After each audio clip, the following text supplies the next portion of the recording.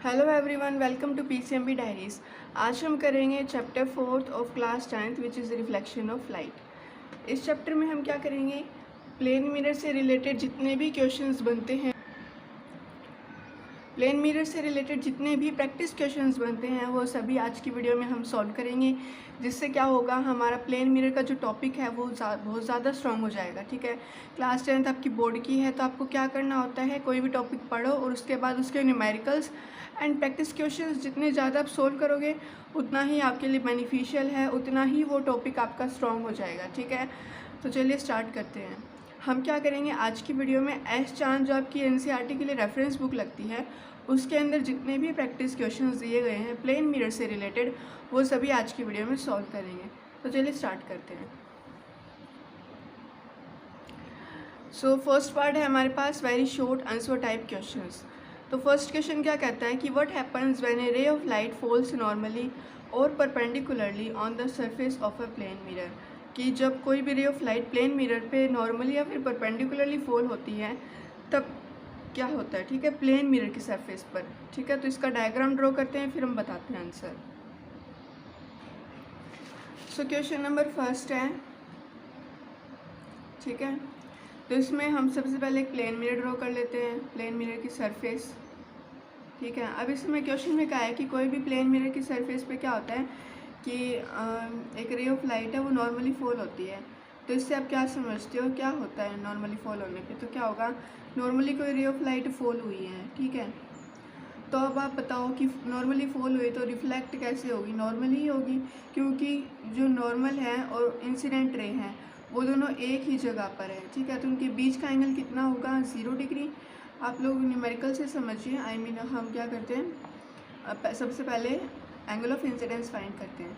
Angle of incidence करने के लिए हम क्या करते हैं, 90 डिग्री में से हम क्या माइनस करेंगे, 90 डिग्री में से हम माइनस करेंगे जितना एंगल इंसिडेंट रे है वो प्लेन मिरर की सरफेस के साथ बना रही है। ठीक है, तो इंसिडेंट रे प्लेन मिरर की सरफेस के साथ 90 डिग्री का एंगल ही बना रही है। 90 डिग्री में से 90 डिग्री माइनस किया तो 0 डिग्री आया एंगल ऑफ इंसिडेंस। और हमें पता है कि एंगल ऑफ इंसिडेंस इक्वल होता है एंगल ऑफ रिफ्लेक्शन के, यानी angle of incidence equal to angle of reflection which is equal to 0 डिग्री। एंगल ऑफ रिफ्लेक्शन हमारे पास आ गया 0 डिग्री, यानी नॉर्मल और रिफ्लेक्टेड रे के बीच में कितने डिग्री का एंगल होगा, 0 डिग्री का ही एंगल होगा। इसका मतलब जो रिफ्लेक्टेड रे है वो आपकी वो इसी डायरेक्शन में रिफ्लेक्ट बैक करेगी जिस डायरेक्शन में वो क्या हुई है, इंसिडेंट हुई है। ठीक है, तो आप इसको स्टेटमेंट में कैसे लिखोगे,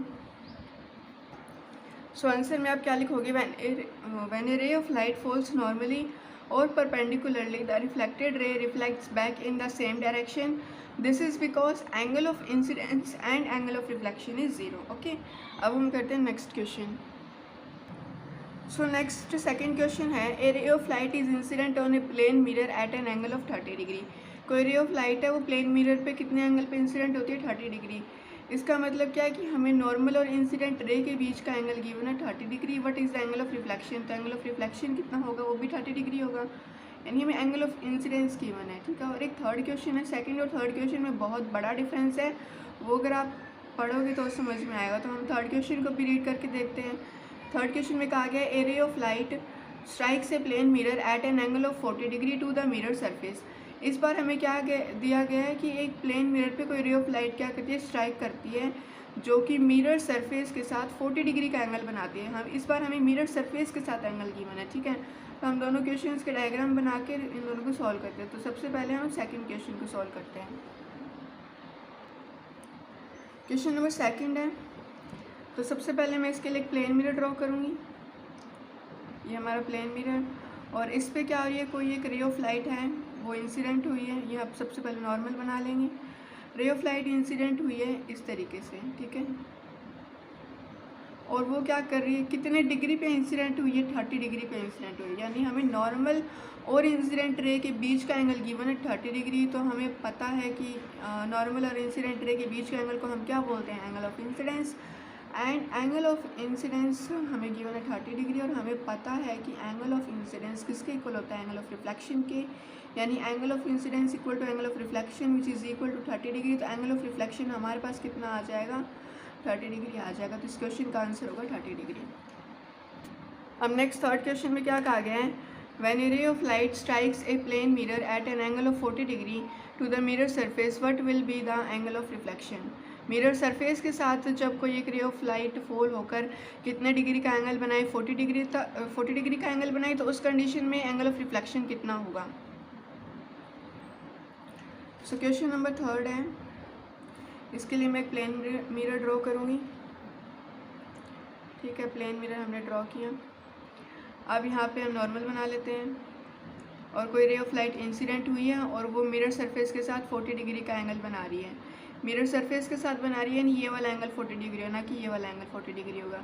और हमें बताना है कि एंगल ऑफ रिफ्लेक्शन कितना होगा। तो सबसे पहले हम एंगल ऑफ इंसिडेंस फाइंड करेंगे। एंगल ऑफ इंसिडेंस कैसे फाइंड होगा? हम क्या करेंगे, नॉर्मल और मिरर सरफेस के बीच में कितने डिग्री का एंगल होता है? 90 डिग्री का। ठीक है, तो एंगल ऑफ इंसिडेंस फाइंड करने के लिए हम क्या करेंगे, 90 डिग्री में से ये वाला 40 डिग्री एंगल को माइनस कर देंगे, तो आंसर रहेगा 50 degree, which is the angle of incidence. ठीक है, 50 डिग्री। और हमें पता है कि एंगल ऑफ इंसिडेंस होता है एंगल ऑफ रिफ्लेक्शन के इक्वल, यानी angle of incidence equal to angle of reflection which is equal to 50 degree. तो हमारे पास एंगल ऑफ रिफ्लेक्शन कितना आ गया? 50 डिग्री, विच इज़ इस क्वेश्चन का आंसर होगा। ठीक है, अब नेक्स्ट 4th क्वेश्चन में क्या कहा गया है कि a ray of light is incident normally on a plane mirror. कोई रे ऑफ लाइट है वो प्लेन मिरर पे इंसिडेंट होती है, कैसे? नॉर्मली, यानी फर्स्ट क्वेश्चन में जिस तरीके से फॉल हो रही थी यहाँ पे इंसिडेंट हुई, तो बात तो एक ही है। फिर आगे क्या कहा गया कि what will be the angle of incidence, angle of incidence कितना होगा एंड एंगल ऑफ रिफ्लेक्शन कितना होगा। तो हमने फर्स्ट क्वेश्चन में फाइंड कर लिया है कि एंगल ऑफ इंसिडेंस और एंगल ऑफ रिफ्लेक्शन कितना होता है? 0 डिग्री होता है। फिर भी हम एक बार और ड्रॉ करके समझते हैं। क्वेश्चन नंबर 4 है, तो सबसे पहले मैं एक प्लेन मिरर ड्रॉ कर लेती हूँ इस तरीके से। यहाँ पे हमने नॉर्मल बना लिया। अब क्वेश्चन में कहा गया है कि जो कोई रे ऑफ लाइट है वो नॉर्मली इंसिडेंट हुई है, तो हमें पता है फर्स्ट क्वेश्चन में हमने किया है कि वो नॉर्मली ही क्या करेगी, रिफ्लेक्ट बैक करेगी, तो नॉर्मली वो रिफ्लेक्ट करेगी। अब हमें बताना है कि एंगल ऑफ इंसिडेंस और एंगल ऑफ रिफ्लेक्शन कितना होगा। तो सबसे पहले हम एंगल ऑफ इंसिडेंस फाइंड करेंगे ए पार्ट में। एंगल ऑफ इंसिडेंस फाइंड करने के लिए हम क्या करते हैं कि नॉर्मल और प्लेन मिरर की सरफेस के बीच का एंगल कितना है? 90 डिग्री है। तो 90 डिग्री में से हम क्या करते हैं, इंसिडेंट रे और प्लेन मिरर की सरफेस के बीच में जितना एंगल है उतने उसको माइनस कर देते हैं। ठीक है, तो इंसिडेंट रे यही है हमारी और प्लेन मिरर का सरफेस ये है, तो ये कितना डिग्री का एंगल होगा? 90 डिग्री का। तो माइनस कर देंगे तो कितना आंसर आएगा? 0 डिग्री। तो एंगल ऑफ इंसिडेंस तो हमारे पास आ गया 0 डिग्री। नेक्स्ट बी पार्ट में पूछा एंगल ऑफ रिफ्लेक्शन। अब हमें पता है कि एंगल ऑफ इंसिडेंस इक्वल होता है एंगल ऑफ रिफ्लेक्शन के, तो angle of incidence equal to angle of reflection which is equal to 0 degree, यानी एंगल ऑफ रिफ्लेक्शन कितना होगा आपका? 0 डिग्री होगा और एंगल ऑफ इंसिडेंस कितना होगा? 0 डिग्री होगा। तो ये आपका ये आंसर आ गया। अब हम करेंगे next question. Next question number 5 क्या गया है कि what type of image is formed in a plane mirror on a cinema screen, कि इन ए प्लेन मिरर कौन सी इमेज बनेगी और ऑन ए सिनेमा स्क्रीन कौन सी इमेज बनेगी। तो ये चीज़ें आपको याद करनी है। प्लेन मिरर में हमेशा वर्चुअल इमेज बनती है और ऑन ए सिनेमा स्क्रीन हमेशा रियल इमेज बनती है। ठीक है, सो क्वेश्चन नंबर 5 का आंसर होगा ए, प्लेन मिरर में हमेशा वर्चुअल इमेज बनती है, and B, on a cinema screen हमेशा रियल इमेज बनती है। नेक्स्ट है क्वेश्चन नंबर 6 क्या कहता है, what kind of mirror is required for obtaining a virtual image of the same size as the object. इसमें पूछा है कि हमें कौन से मिरर की रिक्वायरमेंट होगी जिससे हम क्या ऑब्टेन कर सकें, एक तो वर्चुअल इमेज उसमें बने और एक क्या हो जितना साइज़ का ऑब्जेक्ट है उतने ही साइज़ की हमें इमेज मिले। तो ये कौन सा मिरर होता है? प्लेन मिरर होता है। प्लेन मिरर की कैरेक्टरिस्टिक्स प्रॉपर्टीज़ हैं ये कि भाई वर्चुअल इमेज बनेगी और same size as the object की उस जितने साइज़ का ऑब्जेक्ट है उतनी ही साइज़ की इमेज बनेगी। सो क्वेश्चन नंबर 6 का आंसर होगा प्लेन मिरर। अब नेक्स्ट क्वेश्चन है हमारे पास क्वेश्चन नंबर 7 क्या कहा गया, what is the name of the phenomenon in which the right side of an object appears to be the left side of the image in a plane mirror. तो इसमें पूछा गया है कि ऐसा कौन सा फिनोमिन है जिसमें क्या होता है कि ऑब्जेक्ट की जो राइट साइड है वो हमें इमेज की लेफ़्ट साइड अपीयर होती है इन अ प्लेन मिरर के अंदर। ठीक है, तो आपको पता होना चाहिए कि प्लेन मिरर में क्या होता है, लेटरल इन्वर्जन होता है। लेटरल इन्वर्जन एक ऐसा फिनोमिन है जिससे क्या होता है कि जो right side of an object है वो हमें left side of image appear होती है और जो left side of an object है वो हमें right side of an image appear होती है। Okay, in a plane mirror. Question number 7 का आंसर होगा लेटरल इन्वर्जन। ओके, नेक्स्ट है क्वेश्चन नंबर 8 में क्या कहा गया है, name the phenomenon responsible for the following effect. हमें बताना है कि कौन सा फिनोमेन फॉलोइंग इफेक्ट जो हमें गिवन है उसके लिए रिस्पॉन्सिबल है। तो हम पढ़ते हैं इफेक्ट क्या है। When we sit in front of a plain mirror and write with our right hand, it appears in the mirror that we are writing with the left hand. तो जैसा कि 7th क्वेश्चन था वैसा ही 8th question थोड़ा घुमा के दे दिया, इस बार थोड़ी स्टेटमेंट चेंज करके दे दी, बट क्वेश्चन में जो बात पूछी गई है वो बिल्कुल सेम है। ठीक है, तो इसमें क्या कहा है कि जब हम प्लेन मिरर के सामने बैठते हैं और जब हमारे राइट हैंड से राइट करते हैं तो हमें ऐसा लगता है मिरर के अंदर कि हम लेफ्ट हैंड से लिख रहे हैं। ठीक है, तो ये कौन सा फिनोमेनन होगा, ये लेटरल इन्वर्जन होगा। ओके, सो क्वेश्चन नंबर 8 का आंसर होगा लेटरल इन्वर्जन। नेक्स्ट है क्वेश्चन नंबर 9, क्या कहता है, if an object is placed at a distance of 10 centimetre in front of a plane mirror. कोई ऑब्जेक्ट है वो हमने प्लेन मिरर के सामने at a distance of 10 centimetre क्या किया, रखा। ठीक है, how far would be it from its image. तो वो अपनी इमेज से कितनी दूरी पर होगा ये हमें बताना है। तो हम इसका डायग्राम बनाएंगे फिर इसका आंसर बताएंगे। क्वेश्चन नंबर 9 है, सबसे पहले हम एक प्लेन मिरर ड्रॉ कर लेते हैं। ठीक है, ये हमने प्लेन मिरर ड्रॉ कर लिया। अब हम क्या करेंगे, एक ऑब्जेक्ट मान लेते हैं इस तरीके से, यहाँ पे कोई ऑब्जेक्ट जो है वो 10 सेंटीमीटर के डिस्टेंस पे रखा हुआ है। जब आप कोई भी ऑब्जेक्ट मिरर्स के सामने ड्रॉ करते हो तो इस तरीके से ड्रॉ किया जाता है। ठीक है, हम मान लेते हैं कि इतनी डिस्टेंस कितनी है, 10 सेंटीमीटर है। अब हमने प्लेन मिरर की करैक्टरिस्टिक्स पढ़ी हैं, तो उसमें क्या होता है कि प्लेन मिरर की करैक्टरिस्टिक्स में लिखा गया है कि प्लेन मिरर के सामने जितनी डिस्टेंस पे ऑब्जेक्ट रखा गया है उसकी इमेज प्लेन मिरर के पीछे उतनी ही डिस्टेंस पे बनती है।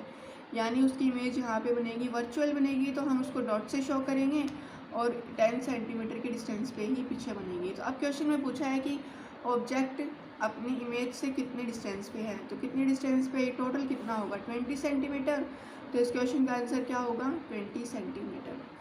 10 + 10 = 20 सेंटीमीटर। ओके, जिसका आंसर होगा। अब नेक्स्ट है हमारे पास क्वेश्चन नंबर 10, क्या कहता है कि which property of light makes a pencil cast a shadow when it is held in front of a light source.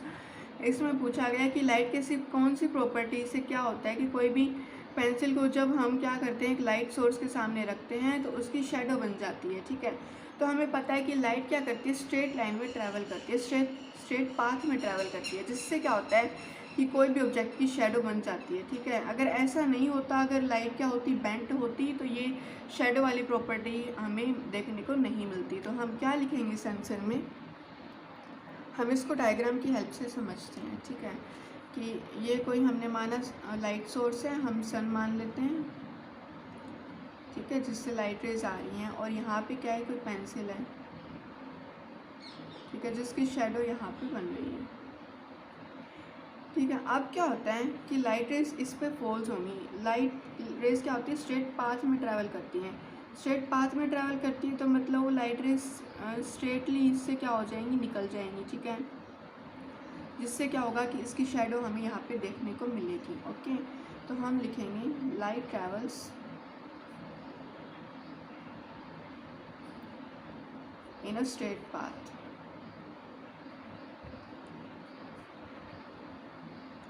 अगर लाइट क्या होती, स्ट्रेट पाथ में ट्रैवल ना करती, अगर वो बेंट हो जाती, आप खुद सोच के देखिए, अगर वो बेंट होती तो उसकी शेडो यहाँ पे बनना पॉसिबल होता क्या, और शेडो भी जो है वो बिल्कुल एकदम एग्जैक्ट नहीं बन पाती। ठीक है, अब नेक्स्ट है क्वेश्चन नंबर 11, क्या कहता है कि the image seen in a plane mirror can not be formed on a screen. Plane mirror में कोई भी इमेज जो है वो हम स्क्रीन पे नहीं बना सकते, जो प्लेन मिरर में इमेज बनती है। ठीक है, what name is given to this type of image. तो इस इमेज को नाम क्या दिया गया है, तो जो इमेज स्क्रीन पे नहीं बनती उस इमेज को हम बोलते हैं virtual image. So question number 11 का आंसर होगा वर्चुअल इमेज। अब नेक्स्ट है क्वेश्चन नंबर 12, क्या कहता है, fill in the following blank with a suitable word. हमें फिल इन द ब्लैंक करना है। तो क्वेश्चन में क्या कहा गया है कि व्हेन लाइट इज़ रिफ्लेक्टेड, जब लाइट क्या होती है, रिफ्लेक्ट होती है, the angles of incidence and reflection are equal. तो ये क्या है, एक रिफ्लेक्शन ऑफ लाइट का एक लॉ है, जिसमें क्या होता है कि angle of incidence and angle of reflection क्या होते हैं, इक्वल होते हैं जब क्या होती है, लाइट रिफ्लेक्ट होती है। ठीक है, सो क्वेश्चन नंबर 12 का आंसर होगा इक्वल। नेक्स्ट क्वेश्चन नंबर 13 में क्या कहा गया है, state whether the following statement is true और फॉल्स। तो हमें ट्रू और फॉल्स बताना है। Student says that we can see an object because light from our eyes is reflected back by the object. एक स्टूडेंट क्या कहता है कि हम कोई ऑब्जेक्ट को कब देख पाते हैं, जब क्या होता है कि हमारी आंखों से जो लाइट आती है वो क्या हो जाती है, ऑब्जेक्ट से रिफ्लेक्ट हो जाती है। ठीक है, तो ये स्टेटमेंट इसकी फॉल्स है। कैसे है वो हम डायग्राम से समझते हैं। क्वेश्चन नंबर 13 है। ठीक है, हम मान लेते हैं कि ये कोई लाइट सोर्स है, हमने सन मान लिया। ठीक है, और ये कोई जैसे हम मान लेंगे पेंसिल है, और यहाँ पे हमारी आइज़ है। तो कोई ऑब्जेक्ट हमें कब सीन होता है कि या जब हमारी आंखों में क्या होती है, लाइट एंटर होती है। लाइट हमारी आंखों में एंटर होगी तब हमें वो ऑब्जेक्ट सीन होगा। ठीक है, वो ऑब्जेक्ट या तो क्या करेगा, खुद लाइट इमिट करेगा, या फिर क्या होगा, वो कोई और सोर्स से लाइट लेके रिफ्लेक्ट करेगा। जो रिफ्लेक्टेड रेज हैं वो हमारी आंखों में एंटर होगी, जिससे वो ऑब्जेक्ट हमें सीन होगा। यानी अगर हमें सन तो हमें डायरेक्टली सीन हो जाता है क्योंकि उसकी खुद की लाइट होती है, वो खुद लाइट इमिट करता है। बट पेंसिल क्या करती है, पेंसिल पे क्या होता है कि लाइट रेज क्या होंगी, इंसिडेंट होंगी। ठीक है, इंसिडेंट होंगी इस तरीके से, तो वो क्या करेगी, उन लाइट रेज को रिफ्लेक्ट करेगी, जिससे वो लाइट रेज क्या होंगी, हमारी आइज़ में एंटर करेंगी। हमारी आइज़ में एंटर करने के बाद क्या होगा, वो पेंसिल हमें सीन होगी। ठीक है, तो स्टेटमेंट हमें क्या गिवन है, फॉल्स गिवन है। इसका आंसर होगा फॉल्स। अब नेक्स्ट क्वेश्चन है, क्वेश्चन नंबर 14 क्या कहता है, where is the image when you look at something in a mirror. इसमें पूछा है कि जो इमेज है वो कहाँ होती है, जब आप मिरर में देखते हो, मिरर में आप कुछ देखते हो। ठीक है, तो जो इमेज होती है वो बिहाइंड द मिरर होती है। ठीक है, सो क्वेश्चन नंबर 14 है behind the mirror. Okay, next question number 15 क्या कहता है, a ray of light strikes a plane mirror such its angle of incidence is 30 degree. कोई रे ऑफ लाइट है वो प्लेन मिरर को क्या करती है, स्ट्राइक करती है, जिससे क्या होगा कि उसका एंगल ऑफ इंसिडेंस जो है वो 30 डिग्री हो जाता है। ठीक है, फिर कहा गया कि what angle does the reflected रे make with the mirror surface. अब यहाँ पे हमें एंगल ऑफ रिफ्लेक्शन नहीं पूछा है, थोड़ा घुमा के पूछ लिया गया है। क्या पूछा है कि जो रिफ्लेक्टेड रे है वो मिरर सरफेस के साथ कितने डिग्री का एंगल बनाएगी। ठीक है, angle of incidence equal to angle of reflection, यानी एंगल ऑफ रिफ्लेक्शन 30 डिग्री होगा।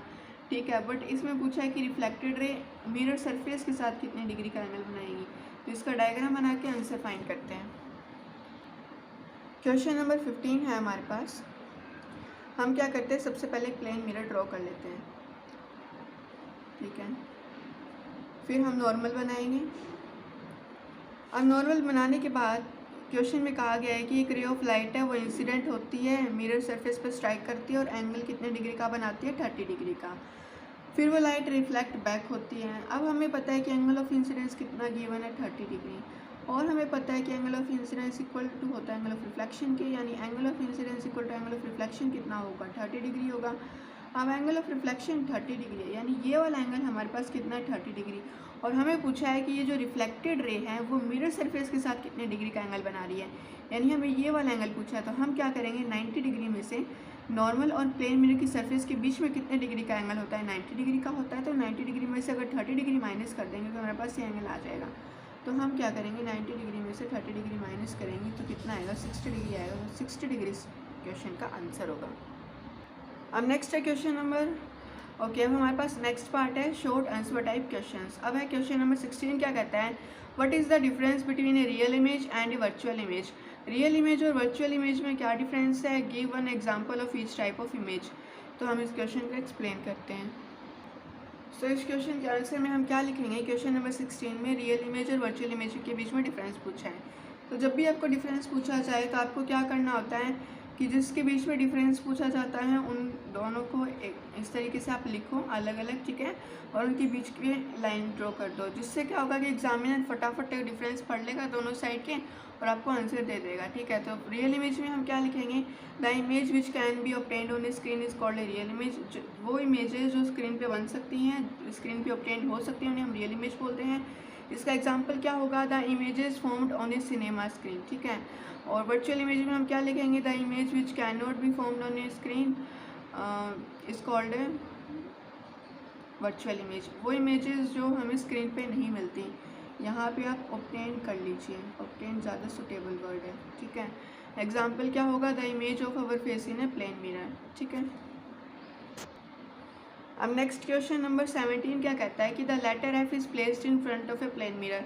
लेटर एफ को प्लेन मिरर के सामने रखा गया। ए क्या क्वेश्चन पूछा गया, how would its image look like when seen in a plane mirror. जब हम प्लेन मिरर में इसको एफ को देखेंगे तो इसकी इमेज कैसी बनेगी वो आपको बताना है। और बी क्या कहा गया कि what is the name of the phenomenon involve. Phenomenon हमें बताना है कि कौन सा इन्वॉल्व हुआ है। तो एफ को आप पेपर पे लिख के क्या करो, मिरर के सामने अगर आप रखोगे तो आपको जो इमेज देखने को मिलेगी वो कुछ इस तरीके से होगी। हम ड्रॉ करते हैं उसको।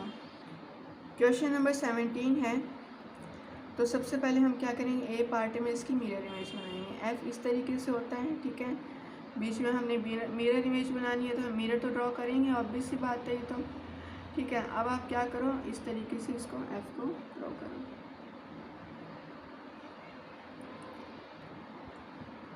एफ की जो मिरर इमेज है मिरर में इस तरीके से दिखती है। ठीक है, और इसमें जो फिनोमेन इन्वॉल्व हुआ है वो है लेटरल इन्वर्जन। लेटरल इन्वर्जन कैसे है कि इसकी राइट साइड जो है वो हमें कौन सी सेम हो रही है इमेज में, लेफ़्ट साइड, और जिसकी लेफ़्ट साइड है वो हमें इसकी इमेज में क्या सीन हो रही है, इसकी राइट साइड। ठीक है, तो इसका आंसर होगा lateral inversion. Next 18 number question क्या कहता है कि what is lateral inversion, explain by giving a suitable example. Lateral inversion क्या है और हमें एग्जांपल देके बताना है। तो चलिए बताते हैं। सो इस क्वेश्चन के आंसर में आप क्या लिखोगे कि when an object is placed in front of a plane mirror then the right side of object appears to become the left side of image and the left side of object appears to become the right side of image. This change of sides of an object and its mirror images is called lateral inversion. ठीक है, तो lateral inversion क्या होता है कि जब हम plane mirror के सामने कोई ऑब्जेक्ट को रखते हैं तो उस ऑब्जेक्ट की राइट साइड हमें इमेज की लेफ़्ट साइड अपीयर होती है और ऑब्जेक्ट की लेफ़्ट साइड हमें इमेज की राइट साइड अपीयर होती है। इस साइड्स और मिरर की इमेजेस में जो चेंज आता है इस क्या बोले हम, this change of sides of an object and it's mirror images, यानी उस ऑब्जेक्ट और उसकी मिरर इमेजेस में साइड का जो चेंज आता है उस चेंज को क्या कहा जाता है, लेटरल इन्वर्जन। ठीक है, एग्जाम्पल में क्या कहोगे आप, एग्जाम्पल तो बहुत होते हैं। आप क्या कर सकते हो, कोई भी लेटर एक्सप्लेन कर सकते हो, लेटर की मिरर इमेज बना के, जैसे इस तरीके से हमने एफ़ की मिरर इमेज बनाई थी, इस तरीके से बना के आप एग्जाम्पल दे सकते हो। ठीक है, और हमने पीछे 2-3 क्वेश्चंस भी किए हैं, उनमें भी जो थ्योरी दी गई है वो भी आप लिख सकते हो। ठीक है, तो एग्जांपल्स तो कुछ भी बहुत होते हैं एग्जांपल्स लेटरल इन्वर्जन के। ठीक है, तो हम क्या लिखेंगे एग्जांपल में, when we stand in front of a plane mirror then our right hand appears to be left hand of image and our left hand appears to be right hand of image, कि जब हम mirror के सामने खड़े होते हैं तो हमारा लेफ्ट हैंड जो है वो हमें राइट सीम होता है, जो राइट हैंड है वो हमें लेफ्ट सीम होता है। ओके, अब नेक्स्ट है क्वेश्चन नंबर 19 में क्या कहा गया है कि write the word ambulance as it would appear when reflected in a plane mirror. आपको क्या करना है, एम्बुलेंस वर्ड की मिरर इमेज बनानी है, यानी कि एम्बुलेंस वर्ड को आप इस तरीके से लिखो कि प्लेन मिरर में रिफ्लेक्ट होने के बाद जिस तरीके से वो अपीयर होता है उस तरीके से आप लिखो। ठीक है, यानी हमें इसकी मिरर इमेज बनानी है। Why is it sometimes written in this way as its mirror image on the front of an ambulance.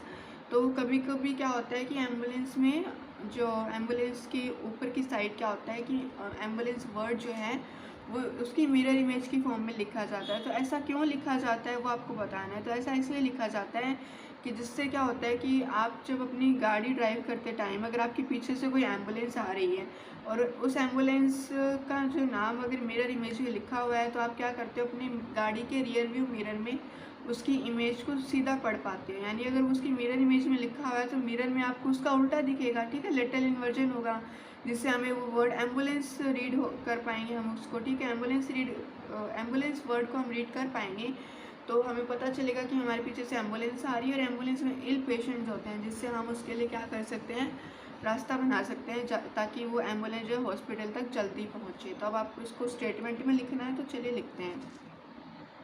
सो इस क्वेश्चन के आंसर में हम क्या लिखेंगे, क्वेश्चन नंबर 19 है, एम्बुलेंस की मिरर इमेज कुछ इस तरीके से बनेगी। ठीक है, आप एम्बुलेंस वर्ड लिख के मिरर के सामने अगर आप उस पेज को करोगे तो आपको उसकी मिरर इमेज देखने को मिल जाएगी। ठीक है, अब इसका आंसर हम क्या लिखेंगे कि this is because when we are driving our car and see the hospital van coming from behind in our rear view mirror, then we will get the laterally inverted image of ambulance and read it as ambulance. Since an ambulance carries seriously ill patients, we can make way for it to pass through and reach the hospital quickly.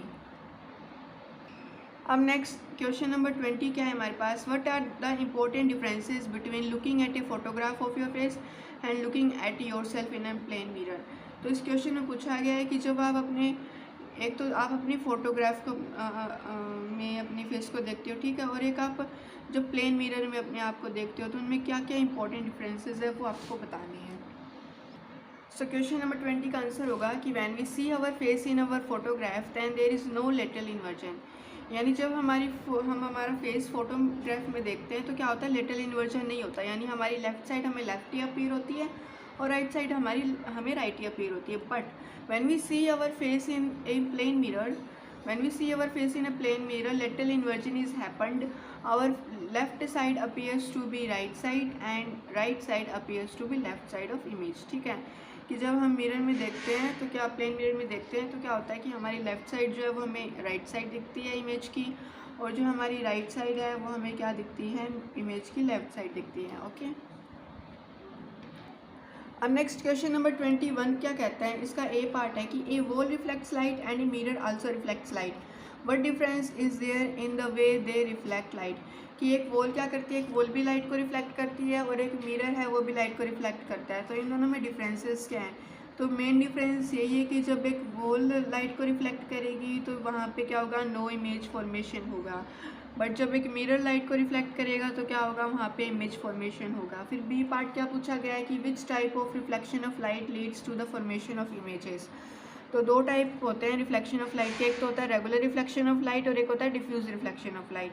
तो जहाँ पर जो object regular reflection of light show करता है वहाँ पे formation of images होता है, और जो object diffuse reflection of light show करता है वहाँ पे क्या होता है कि जो फॉर्मेशन ऑफ इमेजेस है वो वहाँ पे नहीं होती। ठीक है, तो यहाँ पे वॉल क्या करती है, डिफ्यूज रिफ्लेक्शन ऑफ लाइट करती है, क्योंकि वो रफ सरफेस है, रफ सरफेस से डिफ्यूज रिफ्लेक्शन ऑफ लाइट को शो करते हैं। तो वॉल में क्या होता है, नो इमेज फॉर्मेशन होता है, बट मिरर क्या करता है, regular reflection of light show करता है, regular reflection of light smooth surfaces show करते हैं। ठीक है, तो प्लेन मिरर भी शो करेगा, तो वहाँ पे क्या होगा कि जो फॉर्मेशन ऑफ इमेजेस है वो होगा। सो 21st का ए पार्ट होगा कि a wall reflects light but there is no formation of images, but a mirror reflects light there is formation of images, और इसके बी पार्ट का आंसर होगा रेगुलर रिफ्लेक्शन ऑफ लाइट। अब next है हमारे पास क्वेश्चन नंबर 22 क्या कहता है, what is the difference between regular reflection of light and diffuse reflection of light, what type of reflection of light takes place from A cinema screen, a plane mirror, a cardboard, still water surface of a lake. तो सबसे पहले हम इसके differences पढ़ते हैं। सो question number 22 है, तो इसके लिए हम क्या लिखेंगे कि हमें डिफरेंसेस बताने हैं, तो डिफरेंस बताते हैं तो हम क्या करते हैं कि जो जिसके बीच में डिफरेंस बताना है उनका नाम इस तरीके से लिखते हैं और बीच में लाइन ड्रॉ करते हैं और इस तरीके से डिफरेंस लिखते हैं।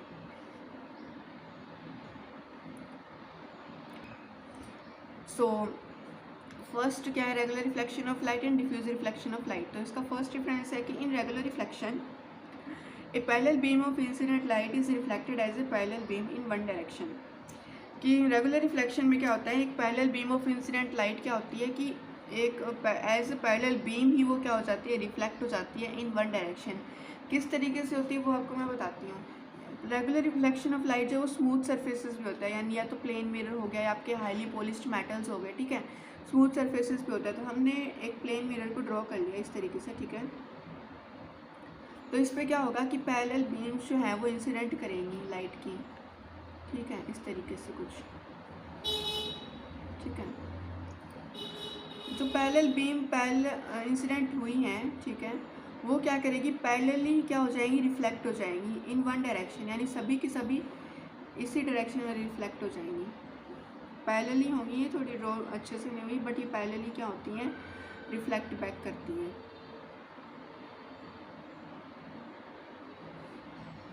तो आप इसको इस तरीके से एरो से शो कर दो, ठीक है। पैरेलली क्या हो गई, ये रिफ्लेक्ट बैक हो गई। बट इसमें क्या होता है डिफ्यूज रिफ्लेक्शन ऑफ लाइट में कि in diffuse reflection of light a parallel beam of incident light is reflected in different directions.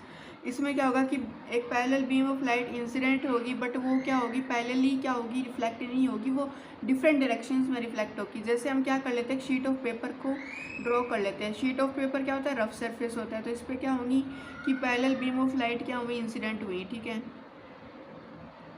ये मैंने पैरेलल बीम ऑफ लाइट को ड्रॉ कर लिया। ठीक है, अभी क्या होंगी, जब रिफ्लेक्ट होंगी तो वो कुछ इस तरीके से होंगी, कोई इस डायरेक्शन में चली गई, कोई इधर आ गई, कोई इस डायरेक्शन में ऐसे फॉल हो गई, कोई ऐसे रिफ्लेक्ट हो गई, क्या कोई इस तरीके से रिफ्लेक्ट हो गई। ठीक है, तो पैरेलल वाले में क्या होंगी, लाइट्स इस तरीके से रिफ्लेक्ट होंगी, और उसमें क्या होगा, लाइट जो है वो इस तरीके से रिफ्लेक्ट होंगी। ठीक है, आई होप आपको ये समझ में आ गया।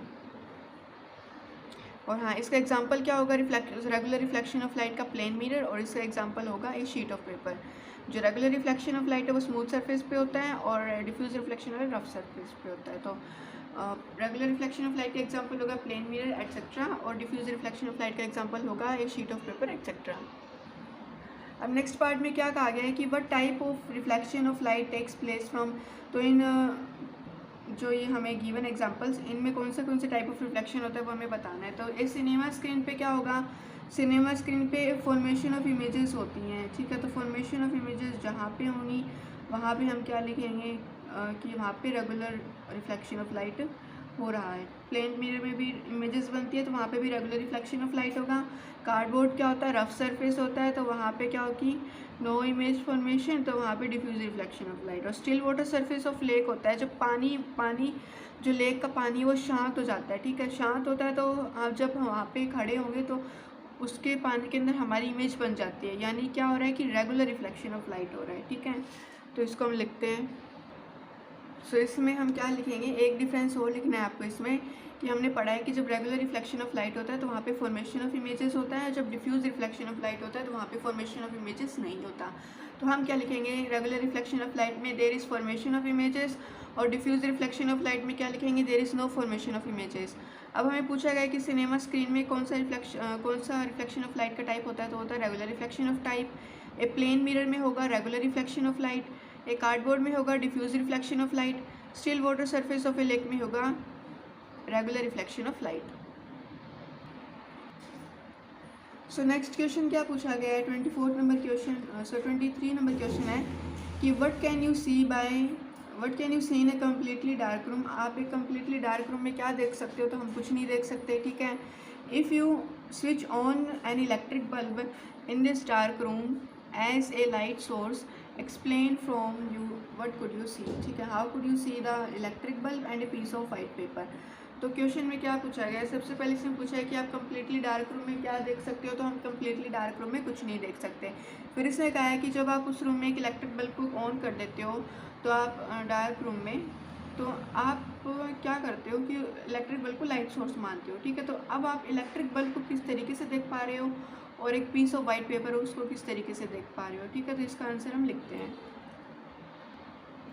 सो कोई भी ऑब्जेक्ट को हम कब देख पाते हैं कि जब उस ऑब्जेक्ट की लाइट जो है वो हमारी आंखों में एंटर होती है, तब उस ऑब्जेक्ट को हम देख पाते हैं। ठीक है, तो ऑब्जेक्ट की लाइट दो तरीके से हो सकती है, या तो क्या होगी कि उसकी खुद की लाइट होगी, ल्यूमिनियस ऑब्जेक्ट होगा वो, या फिर उसकी खुद की लाइट नहीं होगी, वो कोई और लाइट सोर्स से लाइट लेके उसको रिफ्लेक्ट करेगा, जो रिफ्लेक्टेड रेज है वो हमारी आंखों में एंटर होगी और वो जो ऑब्जेक्ट है वो हमें सीन होगा। ठीक है, तो जिनकी खुद की लाइट नहीं होती उन ऑब्जेक्ट्स को हम बोलते हैं नॉन ल्यूमिनियस ऑब्जेक्ट। ठीक है, तो सबसे पहले हम मान लेते हैं कि ये कोई रूम है और रूम की वॉल पे एक इलेक्ट्रिक बल्ब लगा रखा है। ठीक है, और उसकी लाइट रेज जो है वो निकल रही है और उसको क्या कर रखा है, स्विच ऑन कर रखा है। ठीक है, और यहाँ पे एक क्या पड़ा है, ए शीट ऑफ वाइट पेपर पड़ा है।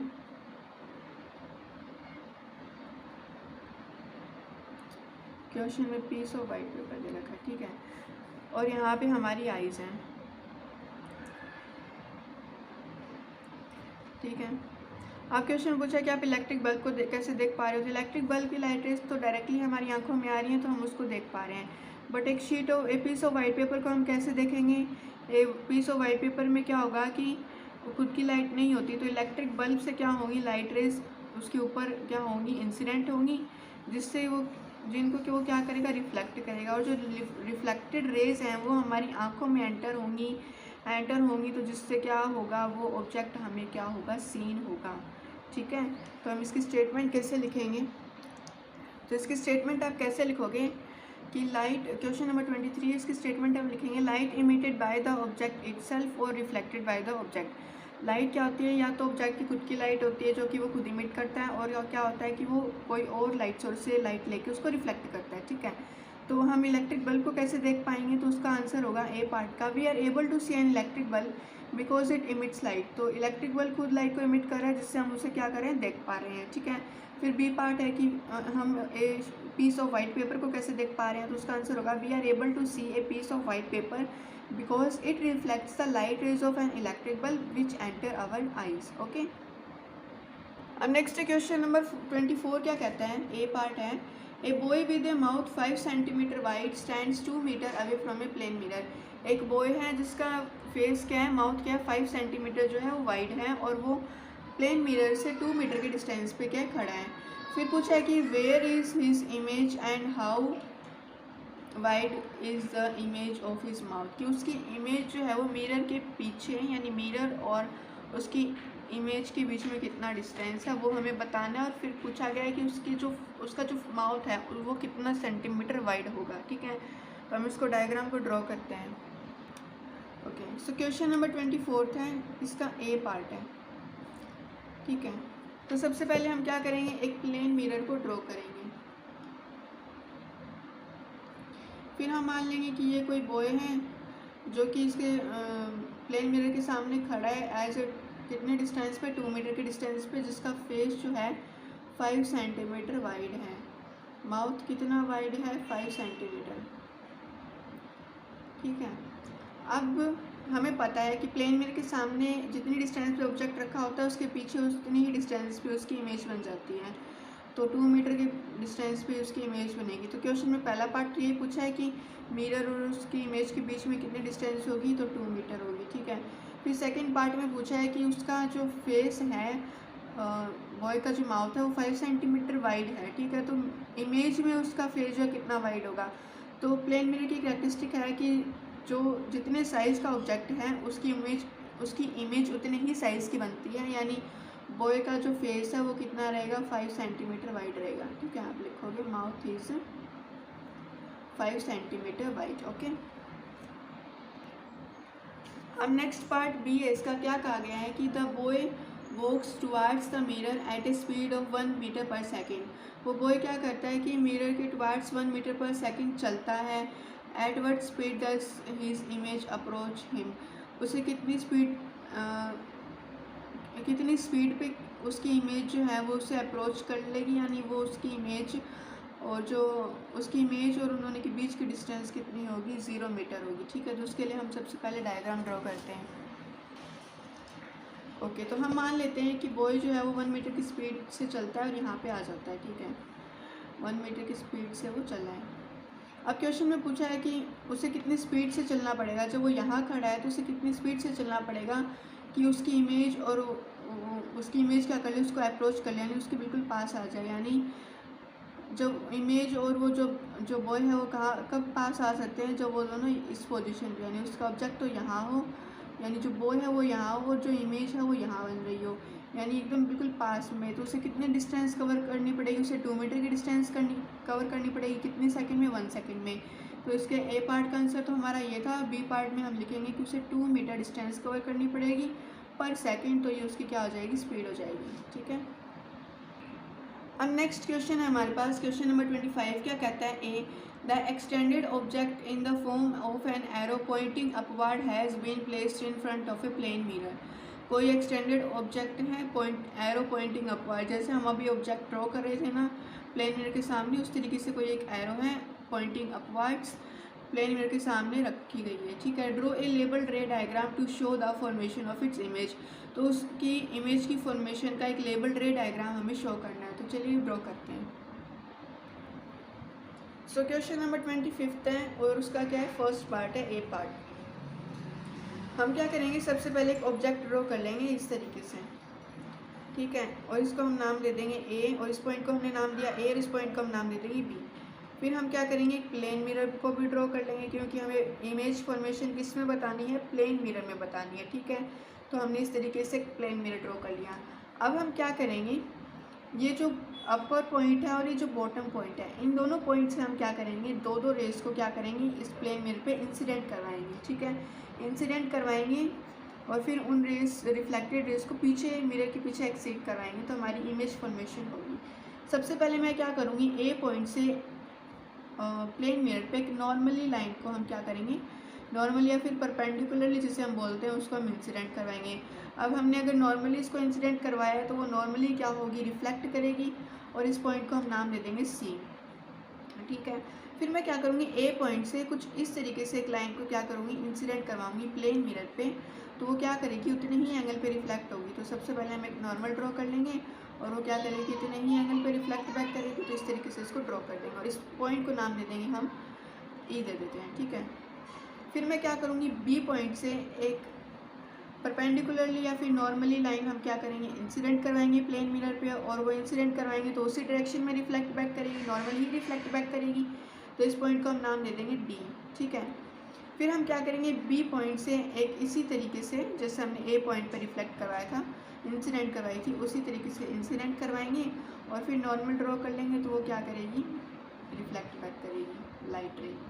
ठीक है, इस पॉइंट को नाम दे देंगे हम एफ। ठीक है, अब हम क्या करेंगे, जो ए पॉइंट पे जो लाइट इंसिडेंट हो रही है तो उस इंसिडेंट लाइट और नॉर्मल के बीच के एंगल को हम मान लेंगे I1 और इस एंगल को हम मान लेंगे R1। फिर बी पॉइंट से जो एफ पॉइंट पे लाइट इंसिडेंट हो रही है तो वहाँ पे हम नॉर्मल और जो हमारी इंसिडेंट लाइट है उसके बीच के एंगल को हम मान लेंगे I2 और इस एंगल को हम मान लेंगे R2।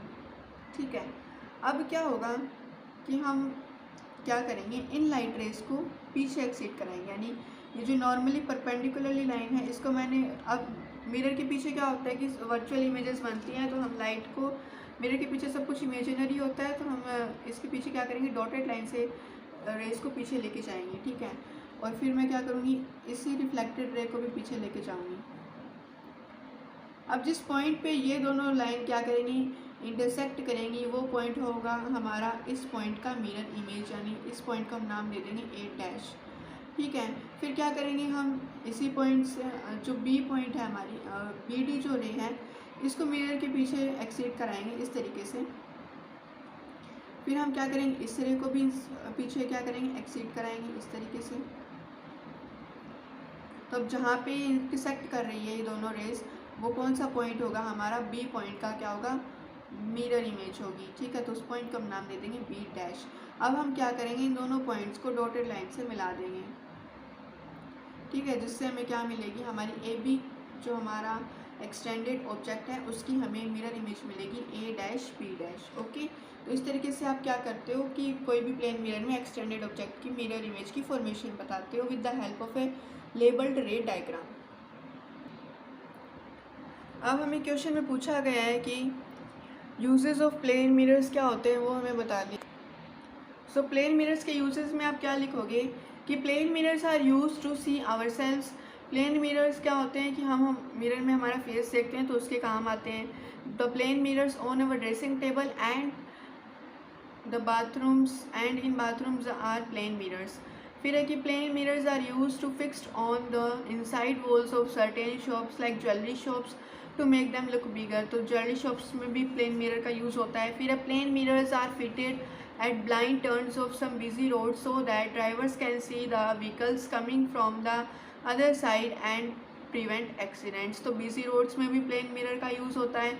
फिर plane mirrors are used in making periscopes. तो प्लेन मिरर का यूज़ पेरिस्कोप्स बनाने में भी किया जाता है। ठीक है,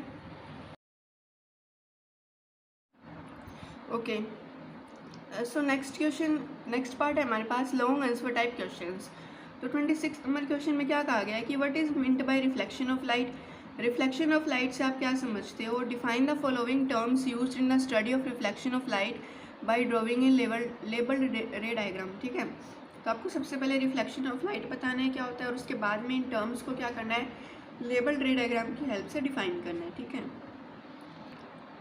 सो रिफ्लेक्शन ऑफ लाइट में हम क्या लिखेंगे कि the process of sending back the light raise which fall on the surface of an object is called reflection of light.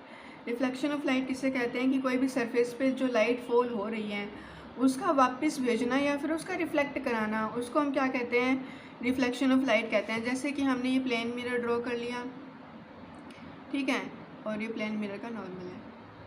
तो प्लेन मिरर पे जब कोई लाइट क्या करेगी, रिफ्लेक्ट करेगी, सॉरी इंसिडेंट होगी, ठीक है, उस पर फॉल करेगी तो वो क्या होगी, रिफ्लेक्ट बैक होगी या फिर वो होगी सेंडिंग बैक वाली प्रोसेस, ठीक है। तो उसको हम क्या बोलेंगे, रिफ्लेक्शन ऑफ लाइट बोलेंगे, ठीक है। अब आपको क्वेश्चन में क्या पूछा गया है कि आपको बताना है कोई भी डायग्राम की हेल्प से कि जो इंसिडेंट रे होती है वो क्या होता है और जो नॉर्मल है वो सब सारी चीज़ें बतानी है, ठीक है। तो ये हमने डायग्राम ड्रॉ कर रखा है, इसी में हम सबको एक्सप्लेन करेंगे।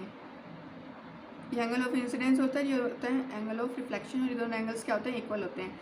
तो जो लाइन प्लेन मिरर पे क्या होती है, इंसिडेंट होती है, उसको बोलते हैं हम इंसिडेंट रे। जो लाइट रे प्लेन मिरर पे इंसिडेंट होती है उसे हम बोलते हैं इंसिडेंट रे, ठीक है। उसके बाद पूछा है कि पॉइंट ऑफ इंसिडेंस, तो जिस पॉइंट पे क्या होती है वो इंसिडेंट होती है लाइट रे, उस पॉइंट को बोला जाता है पॉइंट ऑफ इंसिडेंस, ठीक है। तो ये होगा पॉइंट ऑफ इंसिडेंस। फिर पूछा है कि जो रिफ्लेक्टेड रे है वो क्या होती है, या फिर पहले हम नॉर्मल बता देते हैं। तो नॉर्मल वो होता है जो प्लेन मिरर की सरफेस के साथ कितने डिग्री का एंगल बनाता है, 90 डिग्री का एंगल बनाता है, तो ये है नॉर्मल। उसके बाद पूछा है कि रिफ्लेक्टेड रे, तो जो लाइट इंसिडेंट होके रिफ्लेक्ट होती है उस रे को हम बोलते हैं रिफ्लेक्टेड रे। फिर पूछा है कि एंगल ऑफ इंसिडेंस क्या होगा, तो जो इंसिडेंट रे और नॉर्मल के बीच जो एंगल होता है उस एंगल को हम बोलते हैं एंगल ऑफ इंसिडेंस। क्या बोलते हैं, एंगल ऑफ इंसिडेंस बोलते हैं। फिर पूछा एंगल ऑफ रिफ्लेक्शन, तो जो एंगल नॉर्मल और रिफ्लेक्टेड रे के बीच में होता है उसे हम बोलते हैं एंगल ऑफ रिफ्लेक्शन, ठीक है। तो ये क्वेश्चन भी कंप्लीट हो गया। अब नेक्स्ट क्वेश्चन नंबर 27 क्या कहता है, state and explain the laws of reflection of light at a plane surface like a plane mirror with the help of a labelled ray diagram, mark the angle of incidence and reflection clearly on the diagram. If the angle of reflection is 47.5 degree what will be the angle of incidence, ठीक है। तो सबसे पहले हमें क्या करना है कि लॉज ऑफ रिफ्लेक्शन बताने हैं प्लेन सरफेस के like plane mirror with the help of a labelled ray diagram. फिर एंगल ऑफ इंसिडेंस और एंगल ऑफ रिफ्लेक्शन को क्लियरली मार्क करना है डायग्राम पे, और फिर एक न्यूमेरिकल है वो सॉल्व करना है। So laws of reflection, question number 27 है, इसमें पूछा है laws of reflection of light. तो हम कैसे बताएंगे, फर्स्ट लॉ होता है the incident ray, the reflected ray and the normal at the point of incidence all lie in the same plane. तो इसका हम क्या करते हैं, डायग्राम ड्रॉ करते हैं। ये हमने प्लेन मिरर बना लिया, ये नॉर्मल है, और ये रिफ्लेक्टेड इंसिडेंट रे और ये रिफ्लेक्टेड रे, ये एंगल ऑफ इंसिडेंस, ये एंगल ऑफ रिफ्लेक्शन और ये पॉइंट ऑफ इंसिडेंस, ठीक है। अभी इसने कहा है कि फर्स्ट लॉ क्या कहता है कि जो इंसिडेंट रे है ये वाली रे, जो रिफ्लेक्टेड रे है ये वाली रे, और जो नॉर्मल है ये at the point of incidence, तीनों चीज़ें पॉइंट ऑफ इंसिडेंस पे हैं, all lie in the same plane, ये सभी एक ही प्लेन पे लाई कर रही हैं, ठीक है। और सेकंड लॉ क्या कहता है कि the angle of reflection is always equal to angle of incidence. तो जो सेकंड लॉ क्या कहते हैं कि angle i equal to angle r, यानी ये जो एंगल ऑफ इंसिडेंस है वो एंगल ऑफ आर के एंगल ऑफ रिफ्लेक्शन के हमेशा इक्वल होता है, ठीक है। तो ये क्वेश्चन भी हो गया। फिर इसने कहा है कि mark the angles of incidence and reflection clearly on the diagram, तो ये हमने मार्क कर दिया। फिर कहा है कि the angle of reflection is 47.5 degree what will the angle of incidence. तो हमें पता है कि angle of incidence angle of reflection के इक्वल होता है, हमें ये वाला एंगल गिवन है, एंगल ऑफ इंसिडेंस हमें गिवन है 47.5 डिग्री, ठीक है। तो हमें पता है कि एंगल ऑफ इंसिडेंस किसके इक्वल होता है, एंगल ऑफ रिफ्लेक्शन के, और एंगल ऑफ इंसिडेंस हमें कितना गिवन है 47.5 डिग्री। तो angle of incidence equal to angle of reflection यानी 47.5 डिग्री, तो एंगल ऑफ रिफ्लेक्शन कितना आ जाएगा हमारे पास 47.5 degree, which is the answer. अब नेक्स्ट क्वेश्चन है हमारे पास, क्वेश्चन नंबर 28 क्या कहता है, with the help of a labelled ray diagram describe how a plane mirror forms an image of a point source of light placed in front of it, state the characteristic properties of the image formed in a plane mirror. तो सबसे पहले हमने question number 25 के ए part में extended object की image formation बताई थी। तो हम क्या करेंगे इस क्वेश्चन में, पॉइंट सोर्स ऑफ लाइट से जो इमेज फॉर्मेशन होती है वो हम बताएंगे, ठीक है। तो इसका डायग्राम हमें ड्रॉ करना है, लेबल्ड रे डायग्राम।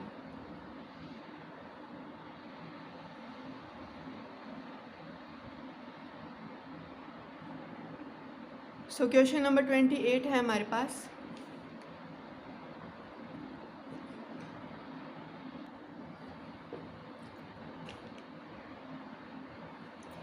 तो सबसे पहले हम क्या करेंगे, एक प्लेन मिरर को ड्रॉ करेंगे, ठीक है, इस तरीके से।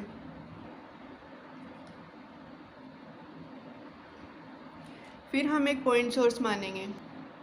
सो हम मान लेते हैं कि यहाँ पे कोई एक पॉइंट सोर्स ओ ऑब्जेक्ट है, वो हमने यहाँ पे रखा है, यहाँ पे मान लेते हैं, ठीक है।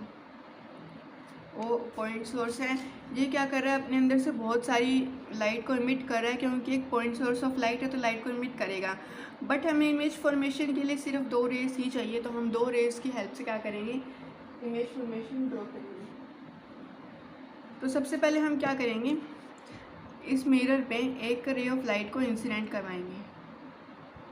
2 रेज इंसिडेंट करवानी है, तो हम एक रे ऑफ लाइट इस तरीके से इंसिडेंट करवा देंगे, ठीक है। इंसिडेंट करवाएंगे तो वो क्या होगी, रिफ्लेक्ट बैक करेगी। रिफ्लेक्ट बैक करेगी तो हम यहाँ पे नॉर्मल ड्रॉ कर लेते हैं, ये हमारा नॉर्मल है, और वो क्या करेगी, इसी एंगल पे रिफ्लेक्ट बैक करेगी, ठीक है। ये एंगल आई और ये एंगल आर, I1 R1। इस पॉइंट को मैंने नाम दे दिया ए। फिर हम क्या करेंगे, एक लाइट रेस को और इंसिडेंट करवाएंगे इस तरीके से। यहाँ पे हम हमारा नॉर्मल ड्रॉ कर लेंगे, इंसिडेंट हुई है, इस पॉइंट को नाम दे देंगे बी, और ये क्या करेगी, उतने ही एंगल पे रिफ्लेक्ट बैक करेगी।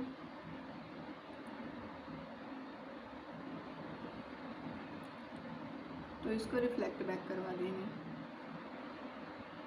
इस तरीके से, ठीक है। यहाँ पे हम हमारी आई ड्रॉ कर लेते हैं। हम मान लेते हैं कि हम इधर खड़े हैं, ठीक है, ये पोजीशन पे। अब ये लाइट रेस क्या होंगी, ये डाइवर्स होती जाएंगी इस तरीके से, ठीक है, और पैरेलली डाइवर्स रहेंगी, तो इंटरसेक्ट तो ये करेगी नहीं। तो हम क्या करेंगे, मिरर के पीछे इनको पीछे एक्सीड करवा के और इंटरसेक्ट करवाएंगे, ठीक है। तो इस रे को हम थोड़ा पीछे एक्सीड करवाएंगे और इस रे को पीछे एक्सीड करवाएंगे।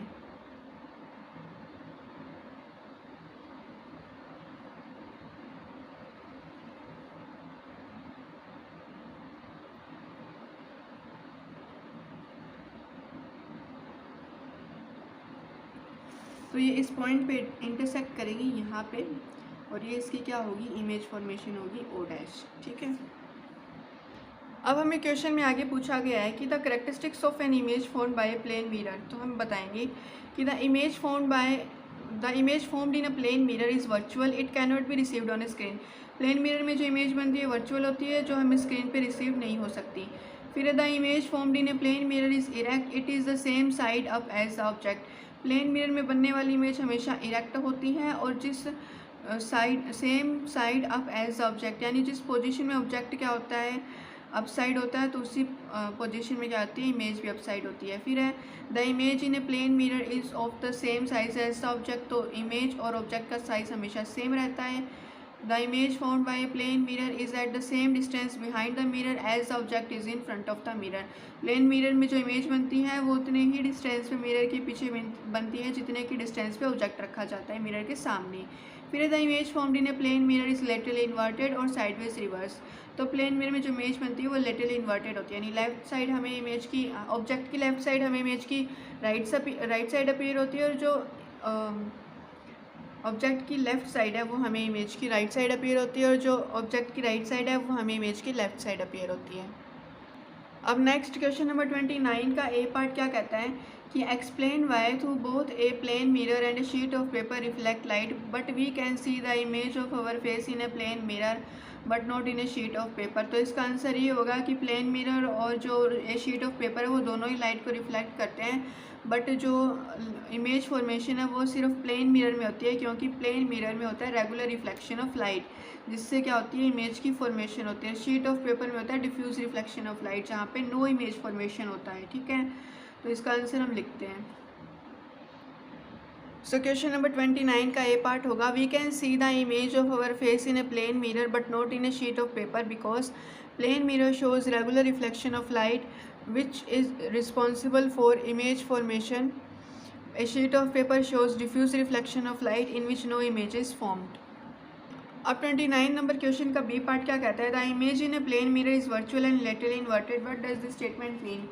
तो इसका मतलब होता है कि वर्चुअल, तो इसका मतलब ये है कि वो इमेज हमें स्क्रीन पे ऑब्टेन नहीं होती, और लेटरली इन्वर्टेड का मतलब है कि भाई जो इमेज की राइट साइड है वो हमें लेफ़्ट अपीयर होती है, जो लेफ़्ट है वो हमें राइट अपीयर होती है। सो इस क्वेश्चन के आंसर में आप क्या लिखोगे कि the image in a plane mirror is virtual, it means that the image cannot be obtained on a screen. The image in a plane mirror is laterally inverted, it means right side of an object appears to be left side of image and left side of object appears to be right side of image. अब 29 का C part क्या कहता है कि write all the capital letters of the alphabet which look the same in a plane mirror. तो आपको alphabet के सभी कैपिटल लेटर्स लिखने हैं जो क्या हो कि प्लेन मिरर में बिल्कुल सेम दिखते हो, जिनमें लेटरल इन्वर्जन ना हो। सो क्वेश्चन नंबर 29 का सी पार्ट है, तो हम सबकी मिरर इमेजेस बना के दिखाते हैं। सबसे पहले होता है लेटर ए, ठीक है। ए की जो मिरर इमेज है वो बिल्कुल सेम होती है। फिर हमारे पास आ जाता है एच की मिरर इमेज भी बिल्कुल सेम होती है, आपको इस तरीके से शो करना है आंसर में। फिर होता है आई की भी मिरर इमेज बिल्कुल सेम होती है। फिर एम की इमेज भी बिल्कुल सेम होती है। ओ की मिरर इमेज भी बिल्कुल सेम होगी। Then T, U, V, W,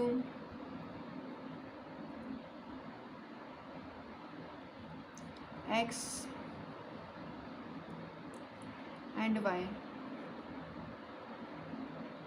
अब आपको वाई में डाउट आ रहा होगा ना कि वाई को तो हम इस तरीके से लिखते हैं तो उसकी मिरर इमेज तो ऐसे बनेगी, बट ऐसा नहीं होता। वाई को हम इस तरीके से लिखते हैं और इमेज भी इसकी क्या होती है, बिल्कुल सेम होती है, ठीक है। अब नेक्स्ट पार्ट है हमारे पास multiple choice questions, MCQs. Board exam में आजकल क्या होता है कि एमसीक्यूज़ तो बहुत ज़्यादा पूछे जाते हैं और वो कुछ ट्रिकी भी पूछ लेते हैं, इतने हार्ड लेवल के तो नहीं पूछे जाते, बट जितना ज़्यादा प्रैक्टिस करोगे तो उतने ही आपका जो टॉपिक्स हैं वो ज़्यादा स्ट्रॉन्ग होते जाएंगे, और आप अगर इजी क्वेश्चन अगर बोर्ड एग्ज़ाम में आ जाते हैं तो आप उनको बहुत जल्दी सॉल्व कर पाओगे, ठीक है।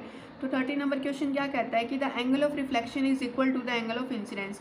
Angle of reflection angle of incidence के इक्वल कब होता है, always, sometimes, under special conditions या नेवर, तो ऑलवेज होगा इसका आंसर। फिर 31 नंबर क्वेश्चन क्या कहता है, the angle between an incident ray and the plane mirror is 30 degree, the total angle between the incident ray and the reflected ray will be, कितना होगा। तो हमें क्या गिवन है, इंसिडेंट रे और प्लेन मिरर के बीच का एंगल गिवन है 30 डिग्री, और हमें बताना है कि इंसिडेंट रे और रिफ्लेक्टेड रे के बीच का एंगल कितना होगा। तो इसको डायग्राम से समझते हैं।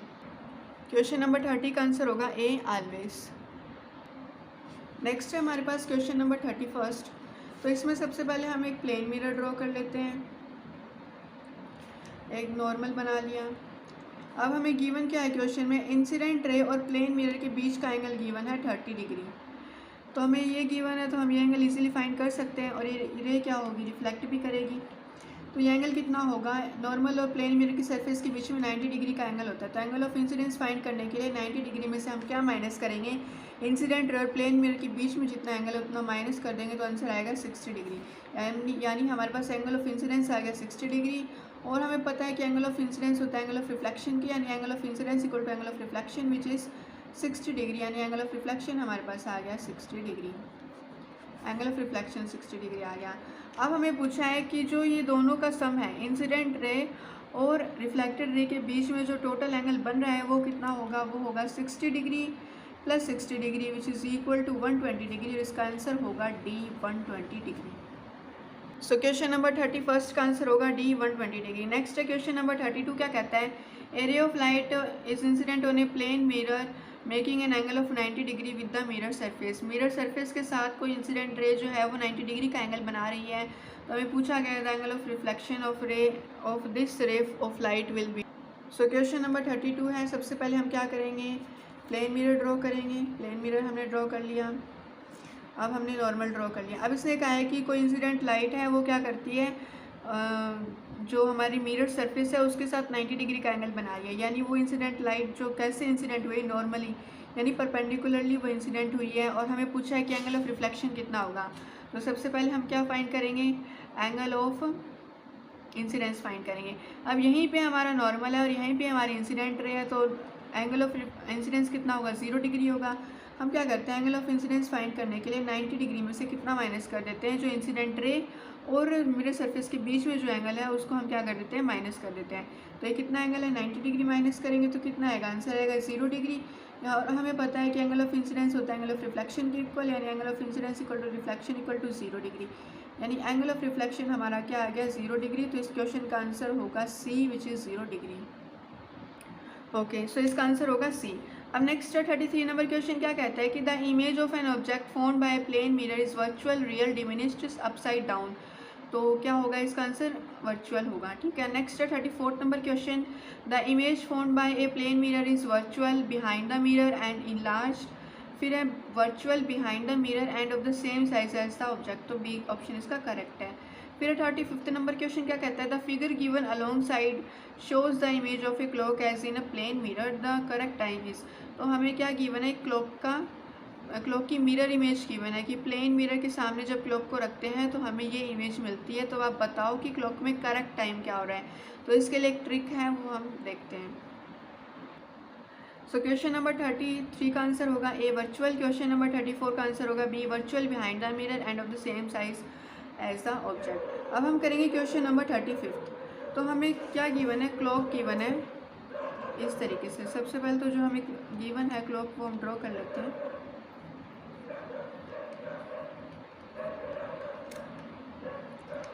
तो छोटी वाली नीडल गिवन है हमें यहाँ पे, और जो बड़ी वाली नीडल है वो हमें यहाँ पे गिवन है।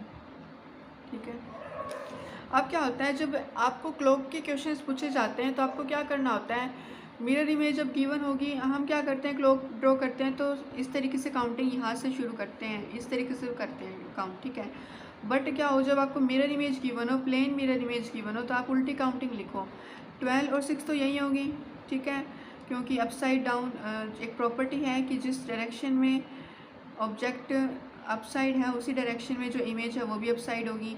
तो ये चीज़ तो हमारी सेम होगी, बट चेंजेस कहाँ आएंगे, यहाँ आएंगे। तो हम काउंटिंग कहाँ से शुरू करेंगे, यहाँ से शुरू करेंगे। ठीक है, तो यहाँ से हम 1 2 3 4 5 6 7 8 9 10 11 इस तरीके से काउंटिंग लिखेंगे, मिरर इमेज की बनो तब। ठीक है, हमने काउंटिंग लिखी। अब हमें क्या टाइमिंग मिल रही है कि ये छोटी वाली नीडल है और ये बड़ी वाली नीडल है।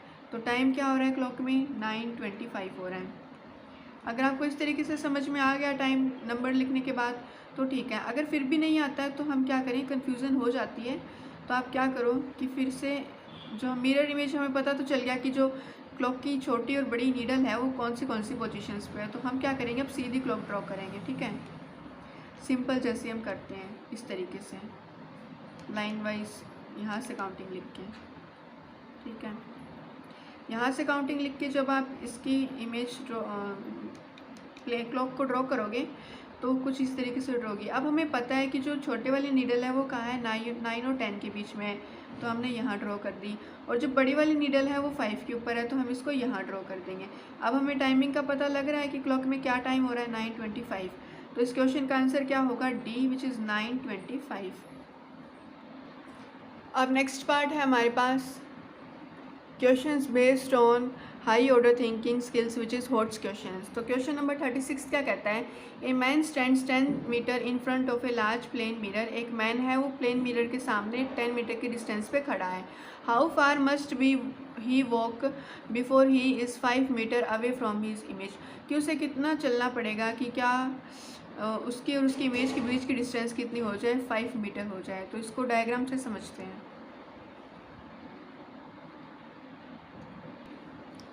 क्वेश्चन नंबर 36 हमें गिवन है कि कोई प्लेन मिरर है, हमने प्लेन मिरर ड्रॉ कर लिया। ठीक है, और वहाँ पे 10 मीटर की डिस्टेंस पे एक मैन जो है वो खड़ा है। ठीक है, सो हमें पता है कि मिरर के सामने जितनी डिस्टेंस पे कोई ऑब्जेक्ट रखा होता है उसकी इमेज मिरर के पीछे उतनी ही डिस्टेंस पे बनती है। तो यहाँ पे 10 मीटर के डिस्टेंस पे अगर कोई ऑब्जेक्ट रखा हुआ है तो उसकी मैन जो है वो खड़ा है तो उसकी इमेज जो है मिरर के पीछे 10 मीटर के डिस्टेंस पे ही बनेगी। वर्चुअल इमेज है तो हमने इसको डॉट से शो कर दिया। अब हमें पूछा गया है कि उसे कितना चलना पड़ेगा कि उसकी इमेज के बीच की डिस्टेंस कितनी हो जाए, 5 मीटर हो जाए। 5 मीटर हो जाए यानी अब आप देखो, सबसे पहले हम ये पता करते हैं कि मिरर के सामने उसे कहाँ खड़ा होना पड़ेगा। तो अब ये टोटल डिस्टेंस कितनी है, ये टोटल डिस्टेंस 20 मीटर है, ठीक है।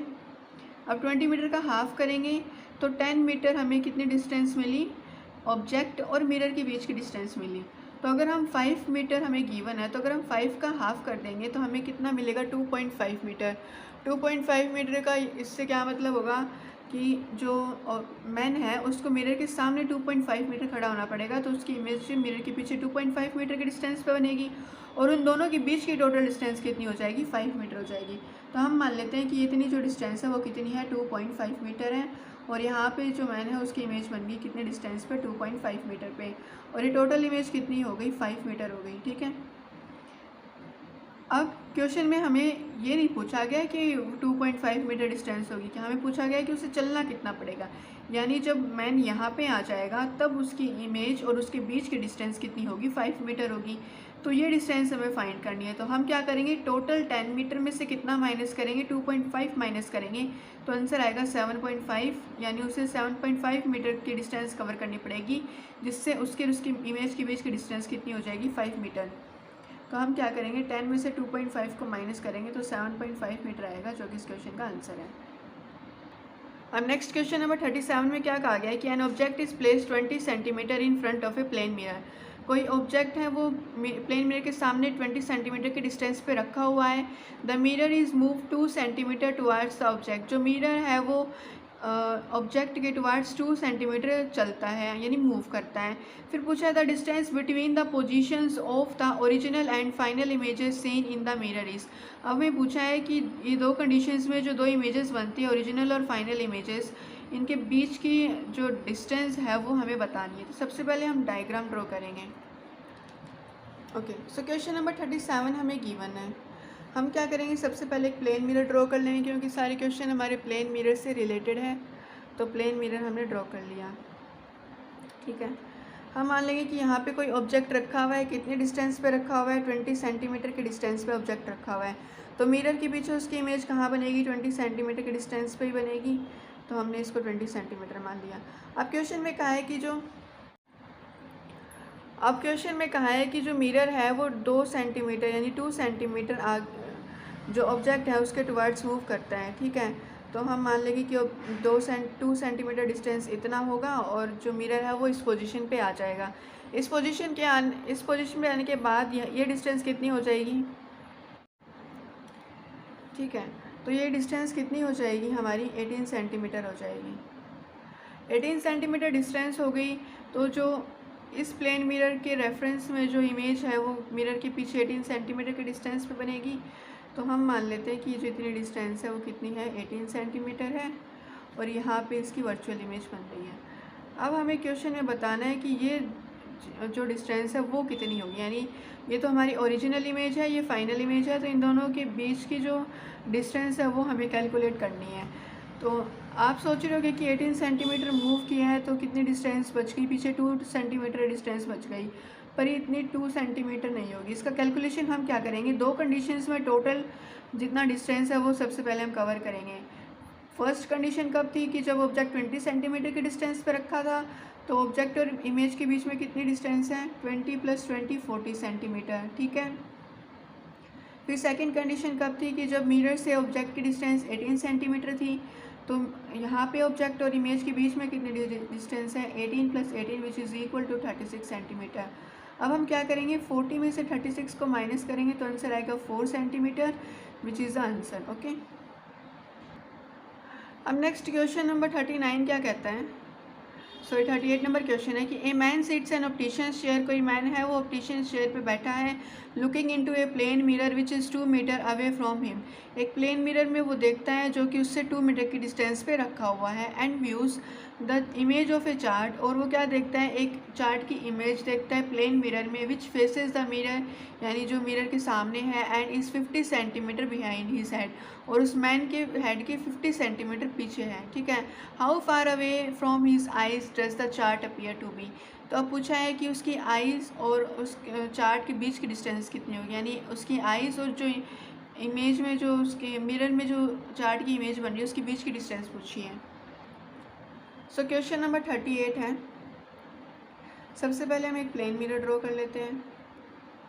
ठीक है। अब हम मान लेते हैं कि यहाँ पे कोई मैन है, वो बैठा है ऑप्टिशियंस चेयर पे, और यहाँ पे जो है वो चार्ट है।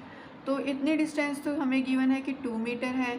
तो मिरर के पीछे भी मैन की इमेज 2 मीटर की डिस्टेंस पे बनेगी। डॉटेड लाइन से हमने इसे शो कर दिया क्योंकि वर्चुअल इमेज है।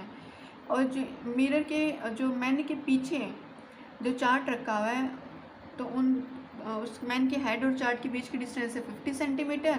तो हम मान लेते हैं कि 0.5 मीटर है। ठीक है। तो ये टोटल डिस्टेंस कितनी हो गई, 2.5 मीटर हो गई।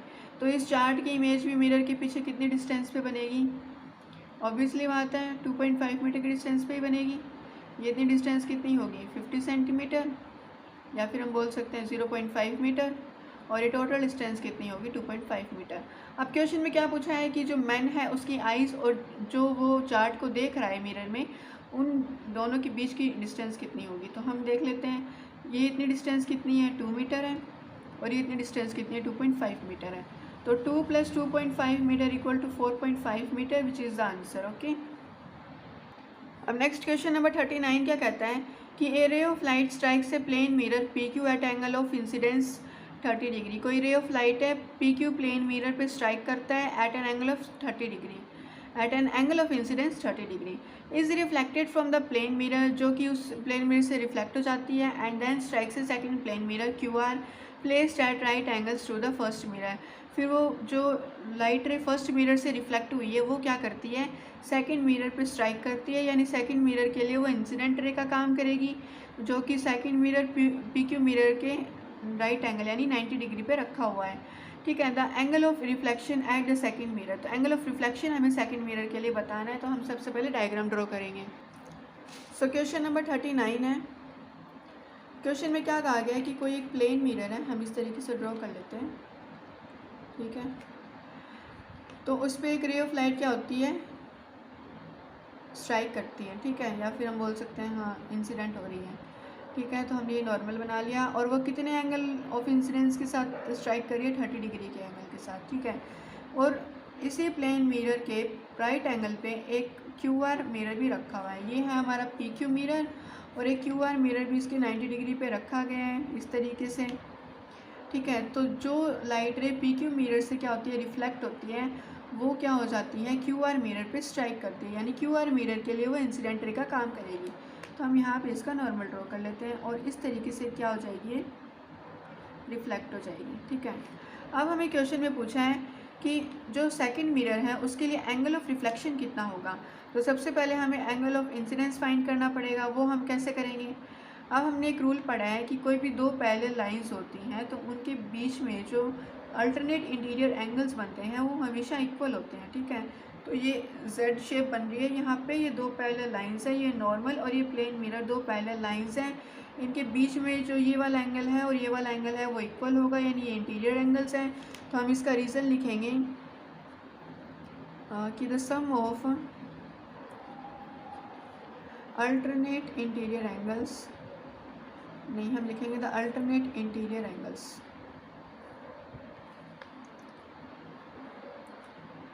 बिटवीन टू पैरेलल लाइंस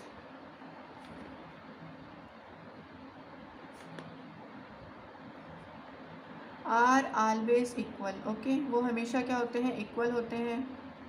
ठीक है, जिससे क्या होगा कि ये वाला एंगल और ये वाला एंगल इक्वल होगा। अब हमें पता है कि प्लेन मिरर की सरफेस के साथ कितना एंगल होता है, नॉर्मल का 90 डिग्री का होता है। तो हम एंगल ऑफ इंसिडेंस फाइंड करेंगे, ये वाला एंगल फाइंड करेंगे हम। तो कैसे करेंगे, 90 डिग्री में से अगर हम 30 डिग्री माइनस करेंगे तो एंगल ऑफ इंसिडेंस आएगा 60 डिग्री।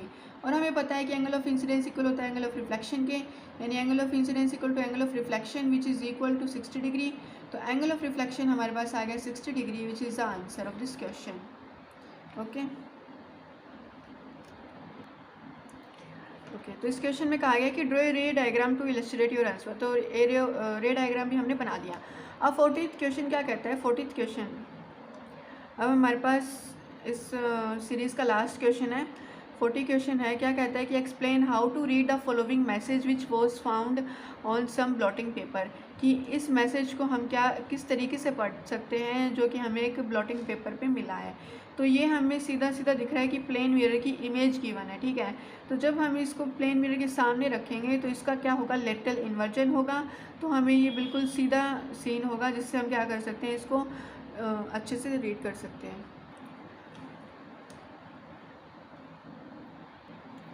सो इस क्वेश्चन के आंसर में हम क्या लिखेंगे? क्वेश्चन नंबर 40 है कि the impression on blotting paper is the mirror image of the written message, hold the written message in front of a mirror to read it. So plane mirror के practice questions यहीं पे ख़त्म होते हैं। अब हम नेक्स्ट वीडियो में क्या करेंगे, आगे के टॉपिक से रिलेटेड जितने भी इंपॉर्टेंट क्वेश्चंस प्रैक्टिस क्वेश्चंस बनते हैं वो करेंगे। सो अगर आपको ये वीडियो अच्छी लगती है तो इस वीडियो को लाइक कीजिए, चैनल को सब्सक्राइब कीजिए एंड थैंक यू।